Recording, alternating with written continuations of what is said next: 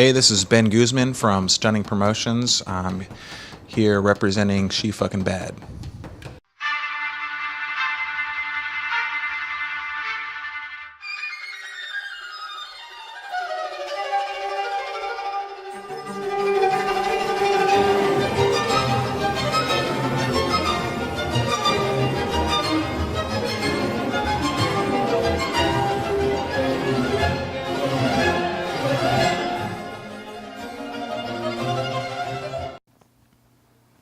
Alrighty, welcome everybody to Studio J of Third Eye Radio. Joining me today is Ben Guzman of Stunning Promotions, and we're going to talk about several topics today. So welcome to Third Eye Radio, and thank you for coming to the studio. Yeah, you're welcome. Thanks for having us. Yeah, it's the first time since I've seen the studio. I've been over here a couple times, but I haven't seen the studio yet. So this is cool. This is like super legit. Nice, thank you. Yeah. Pretty good for a blind guy organizing everything. Right, yeah. No, I'm definitely impressed. I can't even believe how you do all this stuff being blind. But here also is Sydney Stryker. She's a makeup artist and official model for Fvckin Bad. Stryker? Is that your real last name? Stryker? No, it's not my real last name. Okay, I was going to say that. My real last name is actually celebrity last name, and no one likes it, so. Stryker's cool. Stryker. Yeah, Stryker. Stryker lines up. Right. So, we need something like more aggressive. That's cool. Double S's, SS. Yeah. Mm-hmm. Are you a Nazi officer? Maybe. Okay. You never know. You don't know how many people are plants. You know, Hitler didn't die until 1987. I did not know that. He lived in Argentina. That's pretty crazy. Yeah. So, anyway, off the conspiracies and back to Stunning Promotions. You got a thing coming up that you're working with now, the Fvckin Bad thing? Yeah, so I have been running this like hobby brand, giving shout outs to models called Fvckin Bad, and then I recently got inspired by 420 nurses and suicide girls because they have a good community of girls working together, but I wanted to do something to impact the community in a positive way, and the sex trafficking epidemic that's going on right now between Sacramento and Reno, and then even from Portland and LA, it's a big network, not just in the state but all around the country and the world, but it's getting to be really obvious, and there's a lot of detrimental effects to the people that are involved, and so we need to get more awareness about the problem and how it comes about, and then also about the ways to solve that problem and what we can do about it, and then also not only just get awareness about it, but also take action to implement the solutions that need to be implemented.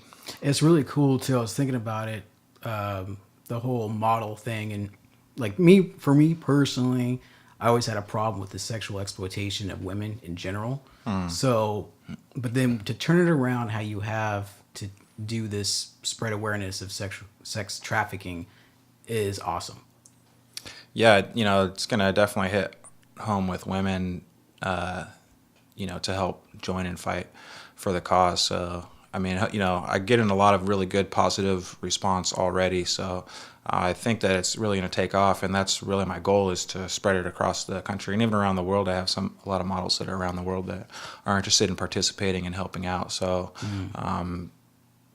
it's pretty exciting right now being able to kind of see. I can tell ahead of time that it's going to be popular and it's going to catch on. So it's just a matter of time, and getting more people to participate is really the key. Yeah, definitely. Yeah. And I think since it is we talked about this a while ago, I think, but what was it? The Stockton's mayor just got popped for having something to do with sexual abuse or sex trafficking. Yeah, it was just a couple years ago. And this whole Trump cleaning out the swamp, so to speak. That's leading to a lot of indictments so I think and this is stuff. the time to bring out more awareness about it and get it in the mainstream. Which is kind of odd too. I was thinking about this just this morning. Is you're here right now at Third Eye Radio doing this interview with a huge topic.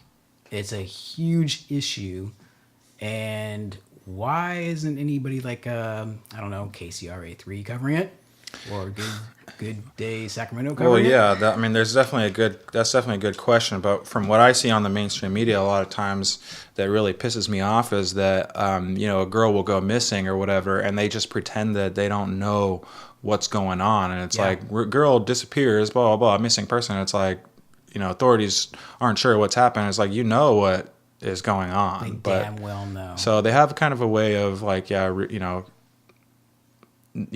getting the news out about it, but not really focusing on anything that's going to help, or like, they really kind of hide what's going on. There was also, like, recently I looked up, there was recently a satanic pedophile sting, and I think it was in Portland or Seattle. I can't remember exactly now. I think it was in Seattle. Mm-hmm. But anyway, so when I heard about that, it was the day after or whatever. I look up on CNN, and they did not have anything about that bust, because it was a pretty big bust, and especially to be a satanic one is, like, particularly newsworthy. I would feel like we could get some shock factor from people to help them wake up and realize there's sick people out here who are doing things behind closed doors. Well, you're only going to get any type of agenda or propaganda view from the Clinton News Network anyway. So. Right. Well, yeah, so when I went there, then it was like one of the first stories that you're going to see was about how, like, minority people might get their feelings hurt if you say things like, "Where are you from?" And I was just like, how ridiculous is it that this is what they're calling news, and then what's really going on, they're not even mentioning it all. Yeah. It came up no search results on CNN for anything to do with satanic pedophilia. Yeah. And it was just... I think even... so like Comic Ping Pong, for example, right. or Pedogate, whatever you want to call it, Pizzagate. At the very least, that brings a certain level of awareness to the situation, whether or not that actually happened or not. Right. But it has happened. Right. What was it? Russia, the reason why they no longer allow American citizens to adopt Russian children is because of that whole issue. Right. Yeah, too many kids were coming and getting adopted and then abused by people in the United States. But there's huge problems in the foster system. There's huge problems on the street. It happens all the time, all around us, but you have to be aware of what it looks like in order to really recognize it, because ignorance really isn't bliss, you know what I mean, especially for other people that are involved. So yeah, definitely. That's part of the problem, is getting awareness out there. So we need to get teams together, in each individual city and area that are, committed to becoming aware of what the resources are available in their own city, because a lot of times there's lots of resources available. There's a disconnect between people who can help, because they're not aware of what the resources are, but maybe they know somebody, or they don't know what it looks like, but they know of the resources or whatever. So, there's an intermediary person that is required to help fix this problem that we have, and that's all of us here that aren't, being victimized. So we need to stand up for those people who are being victimized and recognize, because it takes a lot of courage to stand up against that. And it's also very risky. A lot of things that people don't think about is, if you're going to get involved with people who are trafficking, they are violent and abusive, and that's part of how they operate. So you have to be aware of that. You have to be careful about the way that you approach things. So all that stuff is important to know. So a lot of it is just being aware of what the proper way is to handle the situation. But we need lots of people, and especially leaders in the community, who are willing to go out there and find out all the information in their particular area, but then help build teams of influencers in their area that are going to be able to fight for the cause. And whether it's like, putting together groups or volunteering at homes or whatever to recognize the issues, there's always something that someone can do. And like, you should focus on whatever your skill is. So everyone can go and volunteer, but we need more people. So recruiting other people for the cause, and then being able to plug them into a resource and say, hey, you can do this, you can do this, you can do this to help out. That's going to make a huge difference. Yeah. It's two completely different topics going in my head right now. What type of proceeds do you hope to see that like Fvckin Bad can bring to that awareness? Right. So so what I've done is put together an affiliate program in order to recognize brand ambassadors and official models for the brand. And then there's going to be a portion of the proceeds. It's for profit, but there's a portion that goes towards community. Towards our community here in the local area first. But, like I said, there's lots of places that already have establishments that they all need funding for sure. So there's no lack of,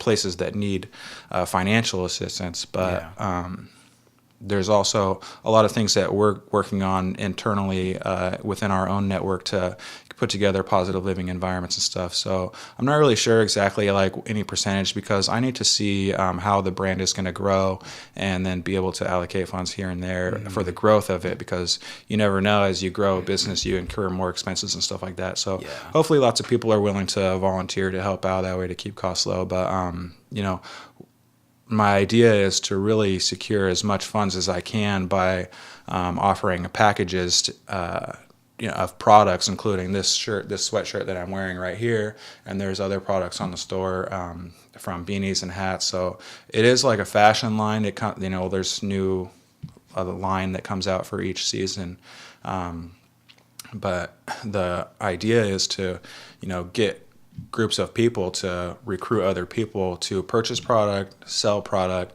and recruit official models.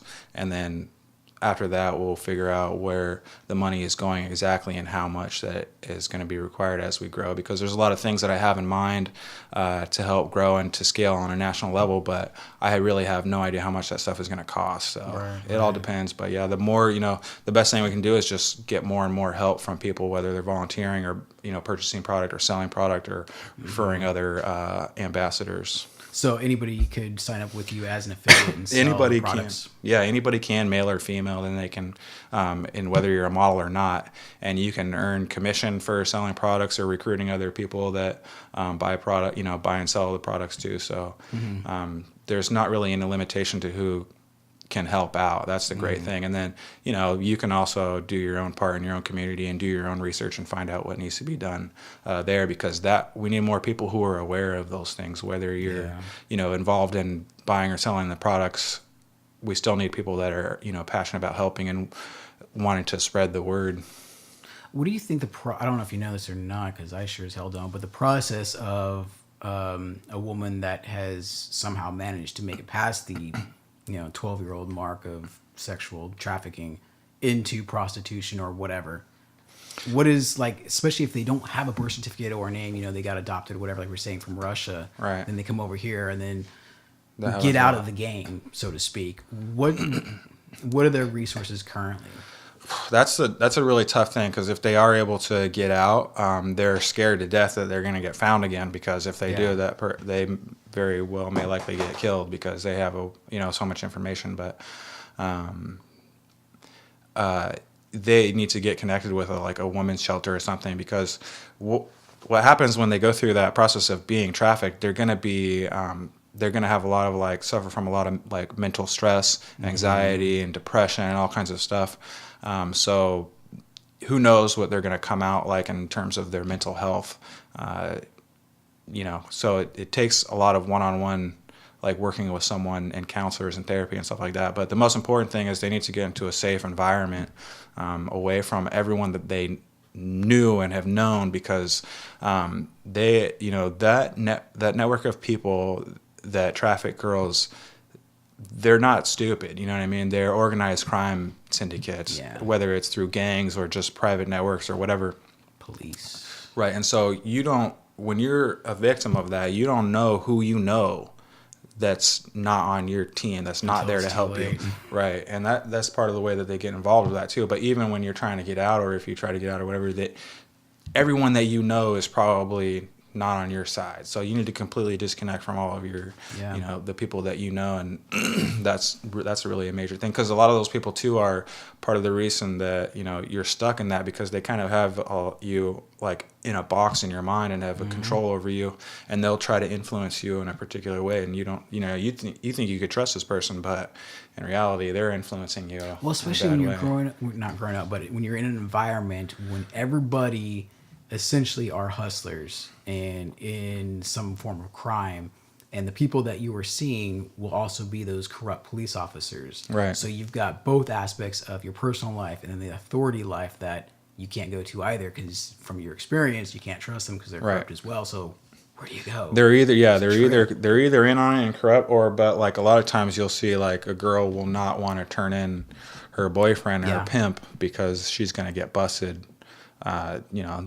she's going to get busted by the pimp's friend or whatever. They work in teams, you know what I mean? It's not just one guy that's isolated. They're all working together, and they're all helping each other keep their girls in check and stuff. So it's really a sick like system that is just taking advantage of people, especially when they're at low points or, you know, have really low self-esteem and stuff. So it's a huge industry too. yeah, it's one of the fastest growing. Actually, I'm going to pull up some of the stats that you had me that we just found out from Equality Now. But the first thing they say is trafficking women and children for sexual exploitation is the fastest growing criminal enterprise in the world.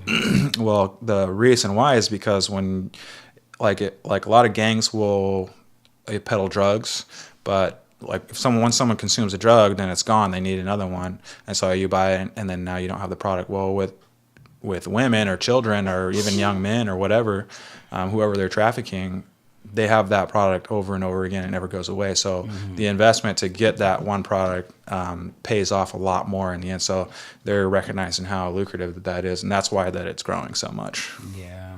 Yeah. I think that whole Jeffrey Epstein thing will also shed light on this situation. Yeah, there's a lot of things I feel like that are going to come to light here pretty soon. Hopefully, you know, the public will be able to recognize it's, you know, from mainstream media, or at least all, you know, alternative media, because a lot of times what comes all around on alternative media will come around on mainstream media if it's pushed hard enough by everybody. If we don't get flagged for the first 2 months, though. Right. It seems like anything that we push out in truth, we get flagged. Yeah. It's insane. Yeah. No, yeah, I've been following along with all the censorship that's been going on Twitter and YouTube and Facebook. So Twitter's gotten real bad. Yeah, it's crazy. I will see like, you know, naked pictures and people having sex and all kinds of stuff on Twitter, and then it's like they won't, you know, then some, you know, conservative show will come on and talk about a sensitive issue, and, you know, that involves race or something like that, and then all of a sudden, especially like illegal immigration and sanctuary cities, there's all kinds of topics that are getting like shut down. But yeah, it's pretty crazy to watch if you keep an ear out. If you don't, then you don't notice it, you know? Exactly. I know. That's probably the same problem that's going on with trafficking. Yeah, definitely. People are actively involved in whatever they're involved with, you know what I mean? Yeah. So what do you got as far as your product line goes? You said you got the hoodies and beanies and hats. Yeah. So I just created the winter line recently. I have this hoodie right here, and then there's another design that says Baddie, and then there's a beanie that says Baddie, and then I have a shirt that says Fuck Racism, and then I have another beanie that says Queen. So they're all up on the Etsy store right now, and everything's ready to go. Like in the middle of recruiting a bunch of brand ambassadors, collecting their emails, doing the paperwork and stuff like that. So especially I'm sure by like the new year, then I'll have, you know, a solid list of people that will help grow the brand. Nice. Yeah, things are going good, and I'm, like I said, I'm excited for the growth that's going on. Sydney has been helping like so much. I couldn't have done it without her. She's got a nice camera, and she's her makeup is always awesome, and it really, I feel like it fits the brand. Like her style really fits the brand. So like I said, I can't say how much that she's helped, especially get this up off the ground. We just recorded a promo video a couple days ago. I'm in the middle of editing it right now, so that will have lots more information about the way the program is working and how that we're helping. But I need more girls like Sydney, makeup artists and models and photographers that want to participate, because they're the content creators and they're the ones who make everything look professional and look good. So I got a lot of like things in store for Fvckin Bad and how to promote, but it starts one person at a time. So it's important that, you know, everyone just get connected and plugged in, and then we all go from there. Nice. And you were talking earlier about sustainable, or not sustainable, but not community living. The positive living environments, living, right. Yeah. And this will kind of go into the next topic, but as far as a positive living environment for victims of sex trafficking, where do you see that in the near future? Right. Okay. So we're also working on the same kind of idea for homeless veterans in the community.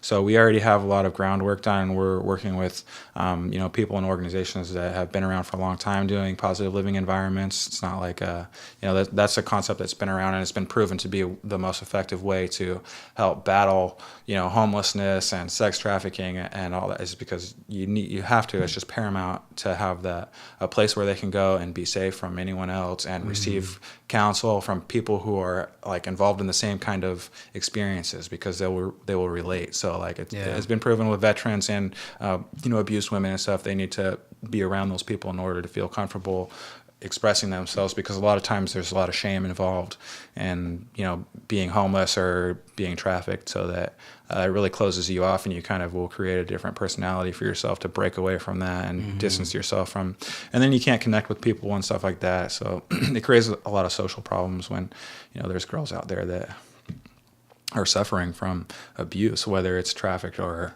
domestic abuse or abuse from other people or bullying and all that kinds of stuff. How does one actively go out to educate women that are possibly within that scheme? Right. That's the hardest part. Like, so I don't know if these people are just drawn to me, but I tend to run into people and they maybe get comfortable enough where they share what's going on in their life or whatever. And I don't know how, but I know people and they know people and stuff like that. So it just becomes, it seems like to me it was a matter of my personal awareness about who I know and what's going on and who they know and who they're trying to help, because there's always like other people out there that they know what's going on with someone, but they don't really, it's kind of a hush-hush situation, or there's, like I said, there's shame and stuff involved, or maybe they're just not even sure. Or they don't want to admit the truth, too. Right. Especially if it's family. Right, and that's a big problem, too, is it being in the family. And that, a lot of victims who have been sexually abused, it was by someone in their family.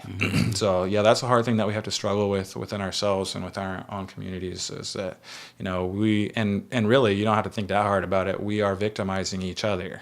Yeah. And there's not really any good reason for it. So we need to recognize it and stop it. But yeah, it's hard to and I wouldn't really even recommend that the average person would go out there and try to find girls who are being victimized, especially through trafficking, because that could end your life. Yeah, it could end your life. You need to let the people who know about that and do that. But you can get involved and meet with those people and learn from them, and because it takes time to learn, because you can't just go around saying this and that. You have to really watch what you're saying and where you're at and know who you're around and stuff like that if you do want to get involved like on the street level. But the best thing that someone could do really is just get involved with the local like organizations that are involved with the housing, because that will be the first step for you to get, for me, I got to know people who were involved and who were suffering and struggling, trying to find places to live, but they have to go live with this person or that person or whatever. So I kind of just walked in it from knowing certain people. But the best places to get acquainted is to go into the houses where you're around people who know how to handle the situation and know how to, interact with victims and stuff like that and learn from them. So, but yeah, otherwise, the ambassador program is a great way to get involved right off the bat, because you don't really have to do anything.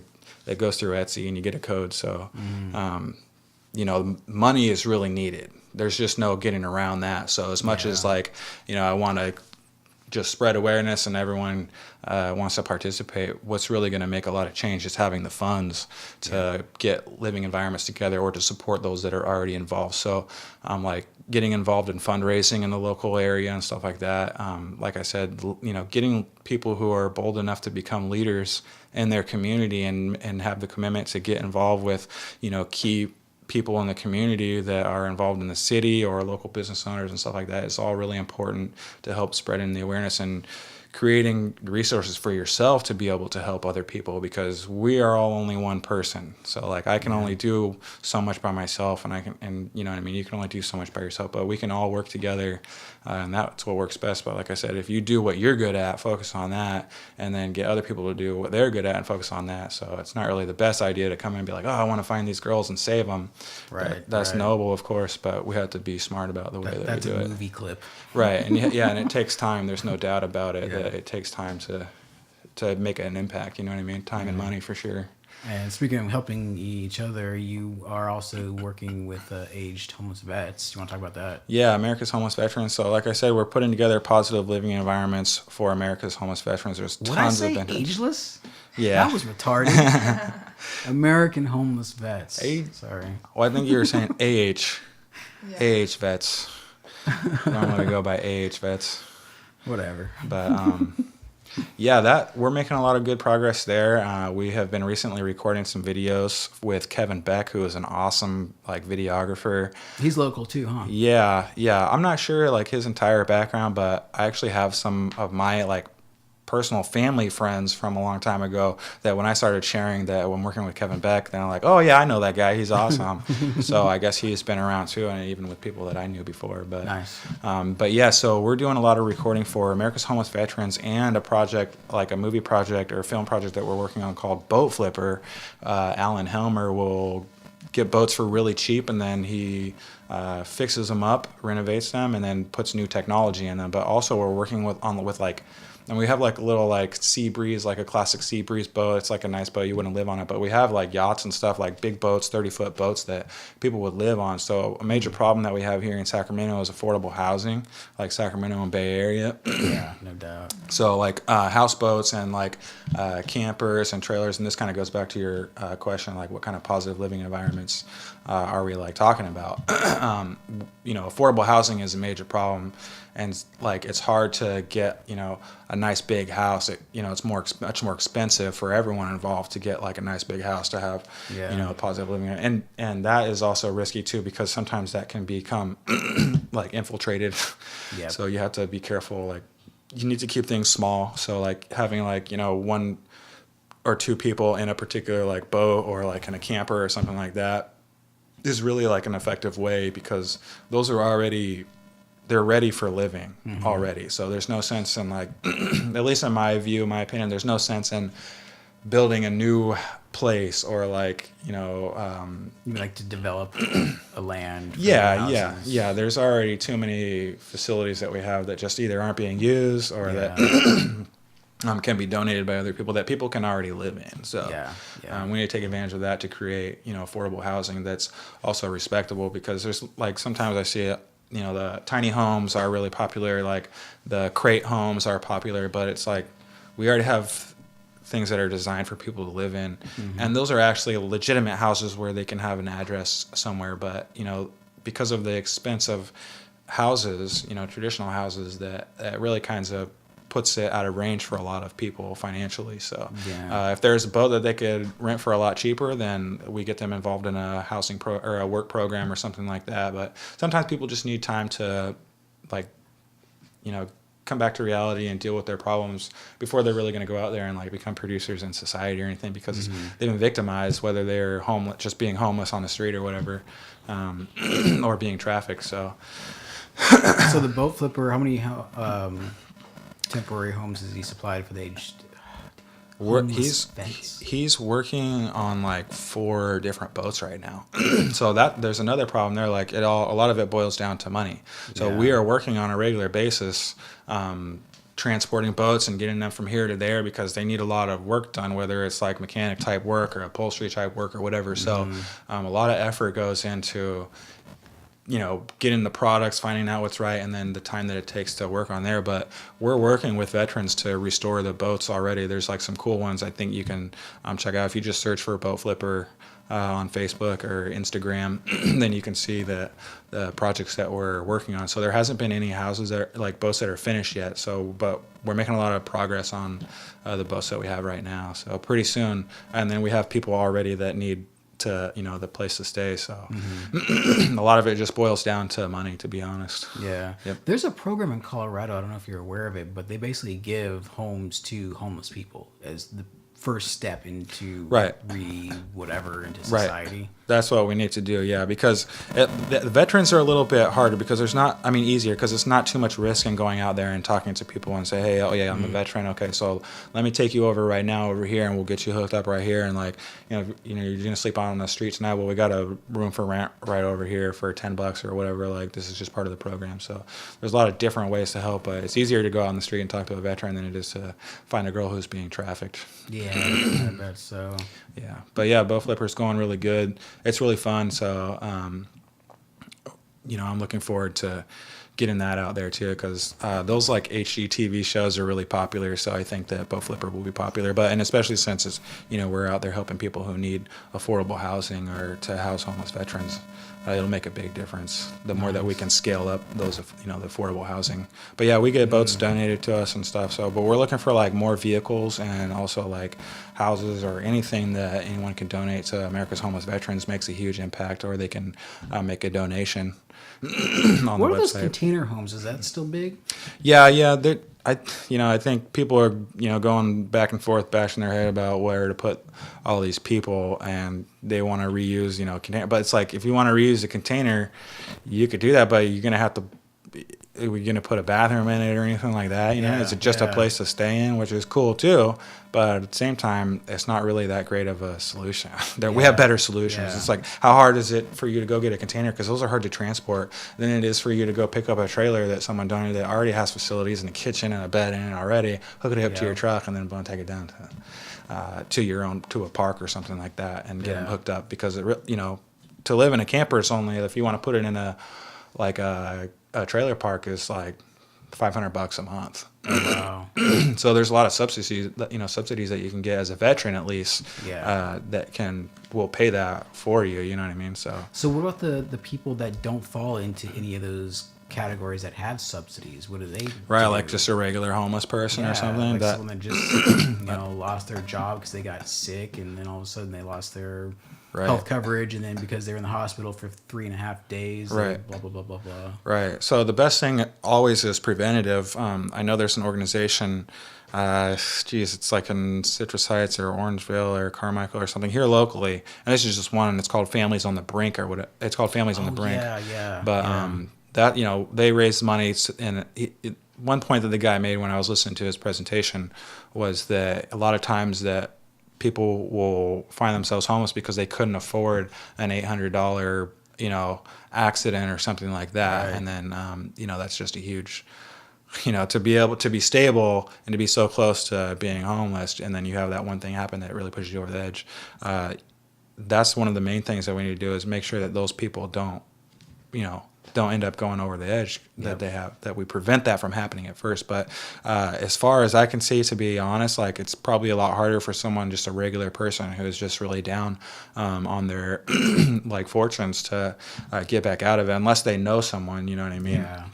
But I'll tell you what, man, if I was homeless on the street, the first thing I would do is get onto the computer, the library, and just start connecting with people and seeing that anything that anyone can help, because you got to reach out if you need help, because nowadays, for some reason, people will walk right by you when you're on the street. It's kind of like they're so used to it. But the shelters are full. They had an emergency shelter put up here in Sacramento because some people were dying from hypothermia on the street. Yeah.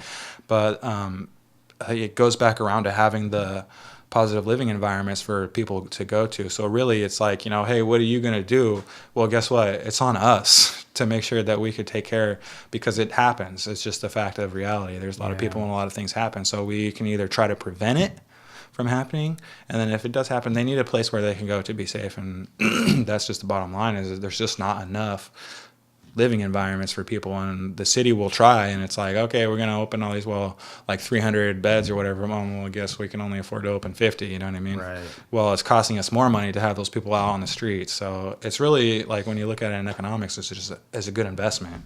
Yeah. So, but it really takes awareness, and the people on the, each individual citizen of the city to say, hey, we need this imperative that we get places for these people to live and to get their health care and stuff like that, because once you get out there, it's really depressing and stressful. So the chances of you on your own having the mental strength and stamina to be able to last until you get some help finally somehow, that's a big thing too that I've noticed, is the people that are not homeless. A lot of people that I observe, they obviously treat them differently below them. Mm-hmm. Oh, why don't you go get a job? Blah, blah, blah. But like you just said, just the mental aspect of it, just to be able to get up and go to the county library and look for a job or network or whatever. Yeah, when you're depressed and angry at yourself. It's taxing. Yeah. There's a disconnect. Someone who's never been homeless, there's definitely a serious disconnect there. Yeah. They won't be able to understand, or they'll be able to cast blame on that person, when really you should be looking at yourself to say, what am I doing to help out? You know what exactly. I mean? So. Yeah, if everybody gives a little, then everybody gets a lot. Yeah, I saw a cool Do you know the Amazon Smile? No. I think it's called Amazon Smile, It but is, yeah.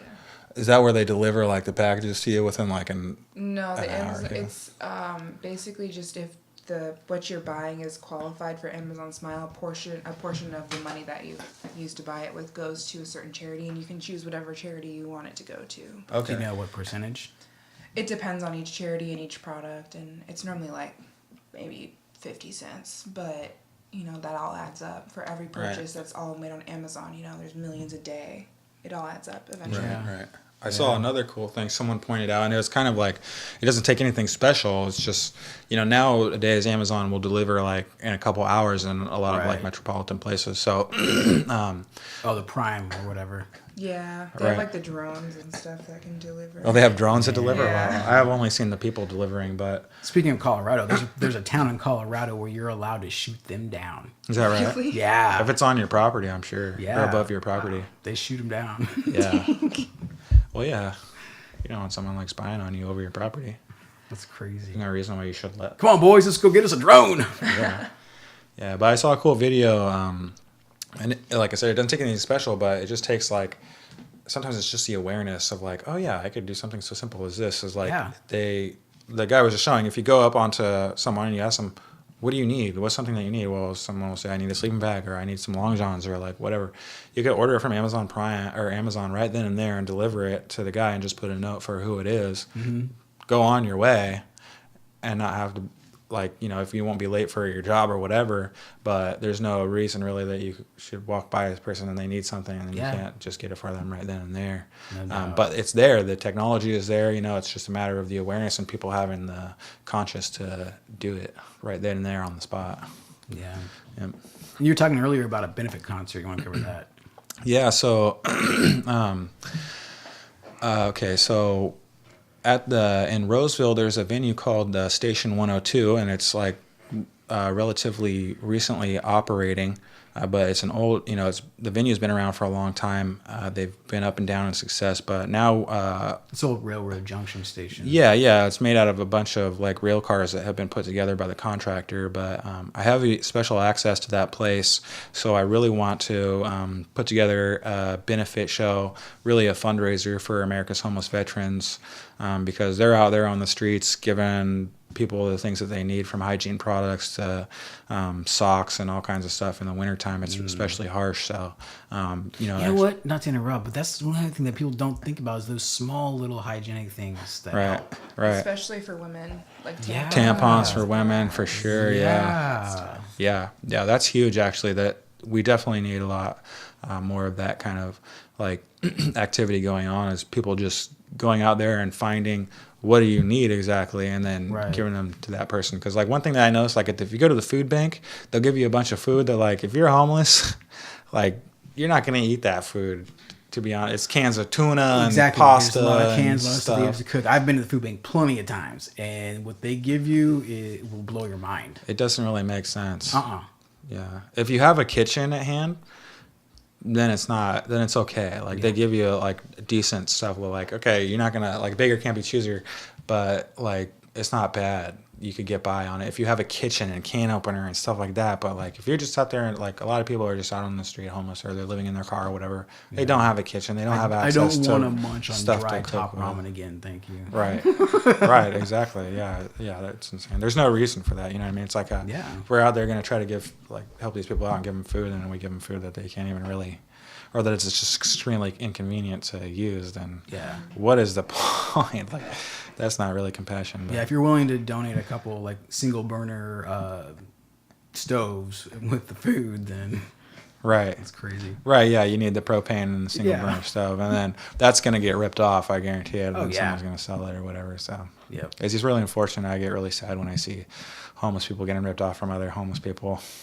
It happens all the time. They're like so much. Yeah. So much. So what do you think then? Now we're gonna go back a few steps, but when you're talking about the positive living environments, you can get some of the people that want to get out of the positive living or get into the positive living environments and out of that negativity.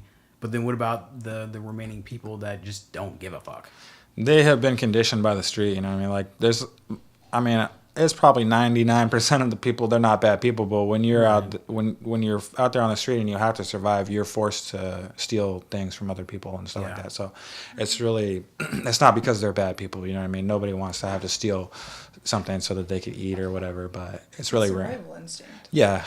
It's hard for me to cast the blame on them or to say like, oh yeah, you're not going to want to get out of that. You know what I mean? They just have been conditioned. Yeah. And part of the trauma from what they're experiencing is having to split from your consciousness into a separate identity to be able to achieve those things, because you have a cognitive dissonance when you have to do things that you don't want to do because you struggle inside with the morality of the issue. So for someone to overcome that, they really have to be able to split that within their own mind and separate themselves from themselves, you know what I mean?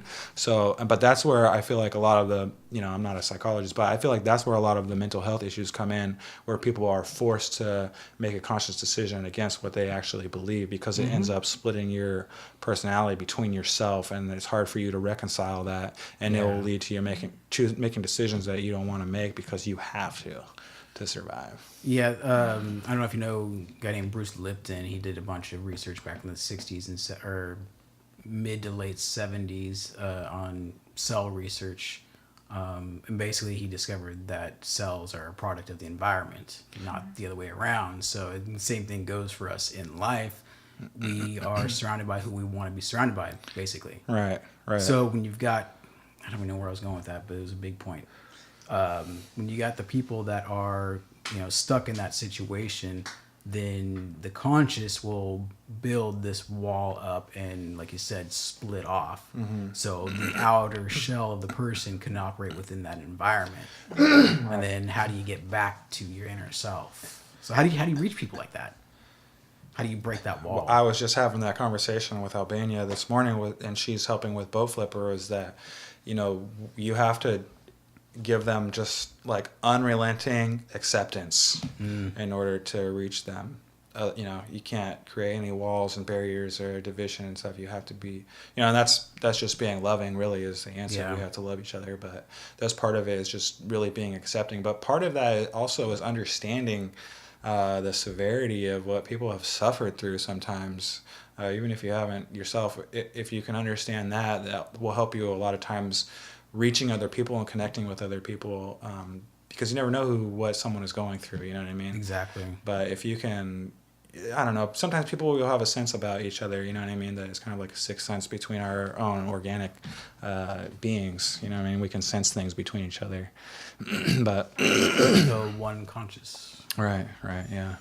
I think too, what people need to remember, especially if you're going into or wanting to help people, is not to take things personally. Right. Because when people start lashing out or maybe cursing at you or whatever, it's nothing personal. Right. It's only personal if you accept it that way. Right. Yeah. We could make a lot of progress if we all stopped taking like everything so personally. Yeah. Because people will they will lash out at you and treat you wrongly. But, to be frank, you can't really expect anything from anybody. So that's the thing too. You can't expect anything. Right. But, we should. You can try. Right. Well, you'll end up getting hurt is the thing, which that doesn't help anybody. So, but, we have to learn to, no matter what, however someone treats us, that we need to love that and be loving towards that person and show them love. So understanding what love is and then practicing it is really important too. So anyway, back to the benefit. Yeah. So I want to put together 3 to 5 bands in the local Roseville, Sacramento area that want to help raise funds for veterans. I'm probably gonna put together a dinner and a benefit show over at the station in Roseville, 1100 Orlando Avenue out in Roseville. Probably coming up in March, I'm guessing. But yeah, so do not schedule it for the 17th. Okay, is that a Friday or Saturday? I don't care. It's St. Patty's Day. Oh, that's right. Yeah, well, we're going to have a St. Patty's Day party too then. Yeah. Yeah.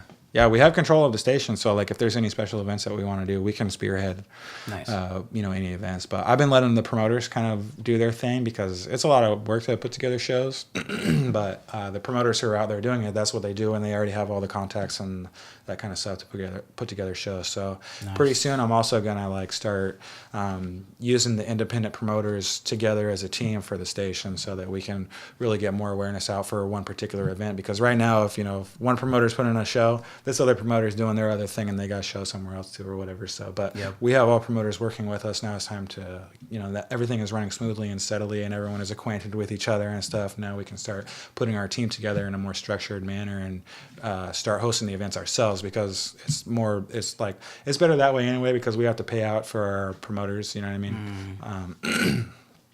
So it's better to do it in-house, that way we control everything. Now, is this going to be kind of like the band party, where you offer the bands these packages as far as like promoting and their own little...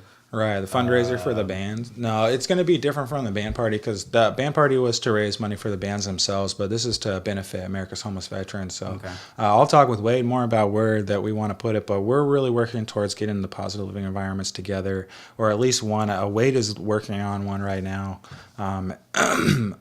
with Pat from Curry Construction. So, and then, like I said, the boats are coming through strongly. So it's just a matter of time until we start implementing them and getting people involved, there, and then we'll document everything. But it's hard to, also get video of people that, are embarrassed about where they're at and stuff like that too. So it has to be done carefully, but that's a struggle in itself. But, it comes along, and there's nothing really stopping us except for, finances and time. So that's the big one.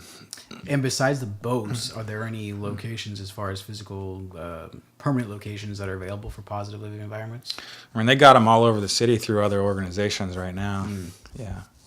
But we don't have any in-house right now. But, I mean, maybe one of the boats is really close. And, like, I was talking to Alan because he wanted me to hang out there at the boat while they went up to go get the other boat.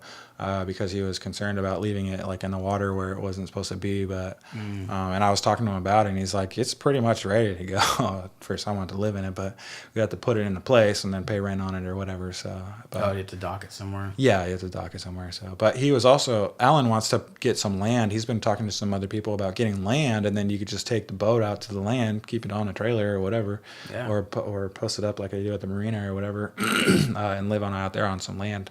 But in the water is cool too. I don't really care, Just like a waterbed. Yeah.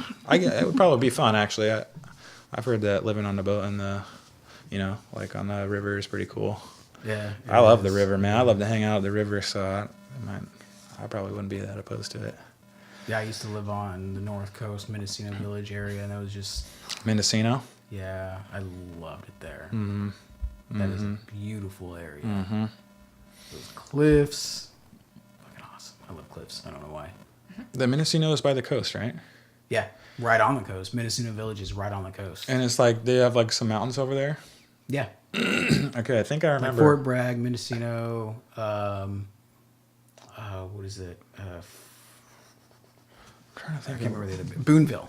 That area. I'm trying to think of, where is it like in relation to Clear Lake? Oh, Clear Lake isn't even near the coast. Clear Lake is a lake. Right. But Clear Lake is like, you got Upper Lake, Lower Lake, Clear Lake. Okay, yeah, okay. What is God, it's a huge meth problem in that city. I can't remember the name of the city. Eureka? No. Eureka's on the coast as well. Garberville. That's kind of. I played a concert in Garberville one time. Did you? Yeah, so that's actually what was reminding me, because you said Mendocino, but Mendocino's county, well, at least. Oh yeah, Mendocino County is different, but Mendocino Village is right there on the coast, just south of Fort Bragg. I see, yeah, Caspar and all that. So, okay, when you're driving on the mountains over there, right by the coast, because I went up that way to go to Garberville. You know the soap Irish Spring? Yeah. That's what it smells like. Yeah. It smells exactly like that. And I never, it's like the Irish Spring soap. Yeah. And then when you're driving up there, I'm like, oh my gosh, it smells like soap up here. But it's like, that's what the mountain air smells like next to the ocean. But I'm like, it smells like soap. That's yeah. funny. That's funny. But yeah, that was interesting. It's beautiful over there, man. I just It couldn't is. believe it was just beautiful, and it smelled so fresh and clean because of the soapy smell. But yeah, it was beautiful, overlooking on the mountains, overlooking the ocean. Yeah. So why don't you give out your the social links and the Etsy page, especially for Fvckin Bad, and any other information you want to give out? Yeah, so yeah, there's no website. There's just like the Instagram Fvckin Bad. There's a Facebook Fvckin Bad. I'm pretty sure the Twitter is still going for Fvckin Bad, and then there's the Etsy store. It's like etsy.com/shop/Fvckin Bad, but instead of a U, it's a V, like on the shirt right here. Instead of a U, it's a V. Oh man, I could not be like a weather guy. That was hard. You gotta be opposite, yeah. You trying to look at yourself in the mirror and Yeah, that was tough. But yeah, SHEFVCKIN.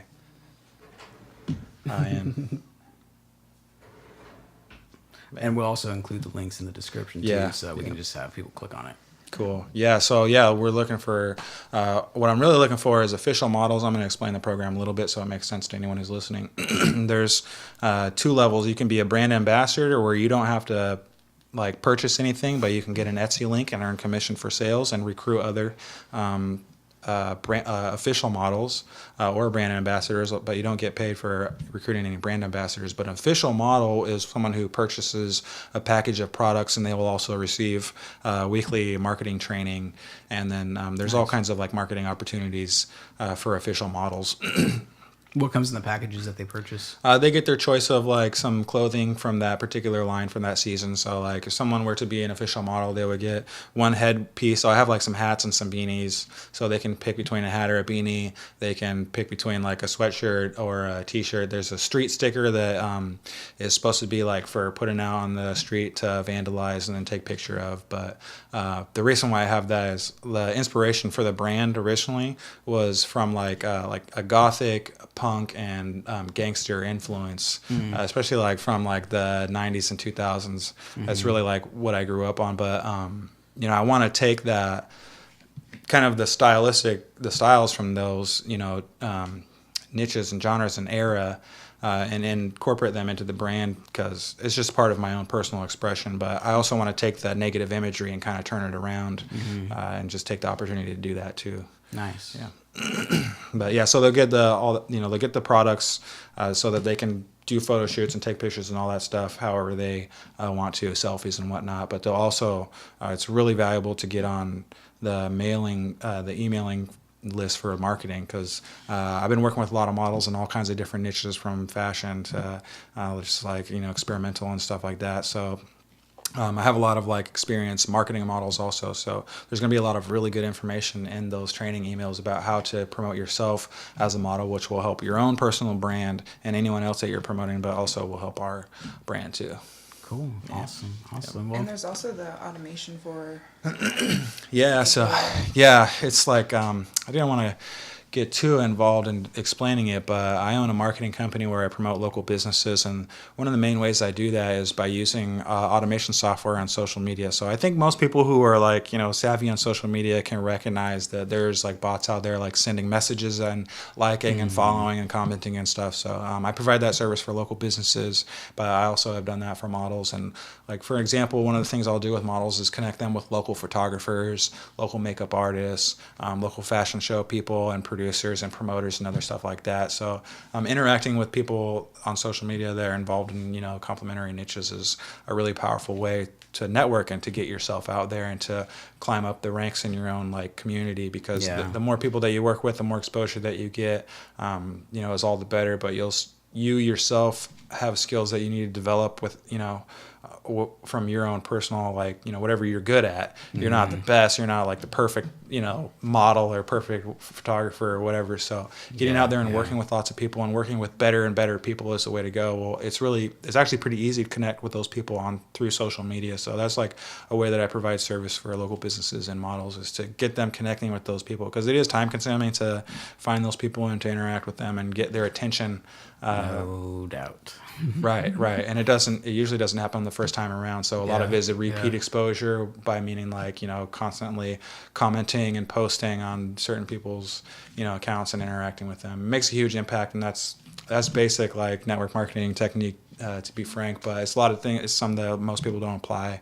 And, you know, girls who are out there wondering, how can I grow my accounts, and how can I increase my awareness, and how can I make my, you know, presentation look more professional along with those at the top of the industry, then that's really the practical way to do it. There's not much other, you know, to say other than you need to get out there and connect with the people who have the resources that you need and provide a value to them. That way then I mean, provide the value to you. I've used you with our Instagram account, and to make a comparison directly, our Instagram account versus our Twitter account. Right. I've spent a couple years trying to build up the Twitter account, and it's only at 432, I think, now following.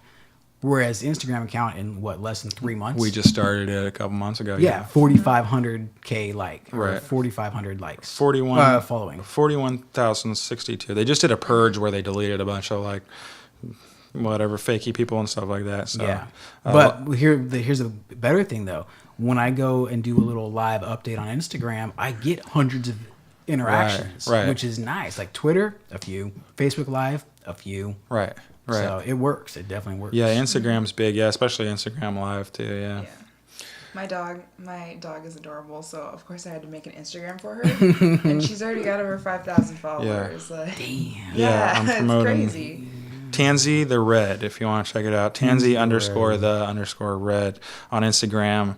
She is an adorable. You go ahead and tell them about Tansy. Oh, well, I rescued Tansy from a shelter, and she was just looking. She's an Australian Border Collie mix, and she went through a lot of abuse, and they really don't know for sure what happened, but they do know that when she came into the rescue, she had been hit by a car, and so I originally was fostering her to help her heal through the process, and then I couldn't let her go. Yeah, she was adorable. She's my baby. She is really the cutest thing ever. That's got some cute pictures of her right there. Awesome. Well, thank you again for coming in and doing this interview, and we'll definitely stay up to date with your progress on Fvckin Bad and American homeless vets. Yep. Sounds good. All right, man. Thank you very Cool. much. Thank you. Yep. Thank you, everybody, for watching our video. This has been a production of the Third Eye Radio Network. And please, if you do like this video, please hit that like button and don't forget to subscribe. That way you can be updated on the latest content uploaded right here. Thank you, everybody, and have a wonderful day.